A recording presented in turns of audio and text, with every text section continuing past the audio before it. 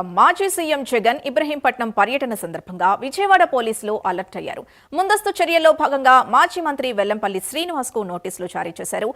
జగన్ పర్యటన సందర్భంగా ర్యాలీలు, ప్రదర్శనలకు అనుమతి లేదని నోటీసులో తెలిపారు. నిబంధనలు ఉల్లంఘించి ర్యాలీలు నిర్వహించినా, ప్రదర్శనలు చేసినా చట్టపరంగా కఠిన చర్యలు తీసుకుంటామని నోటీసుల్లో స్పష్టం చేశారు.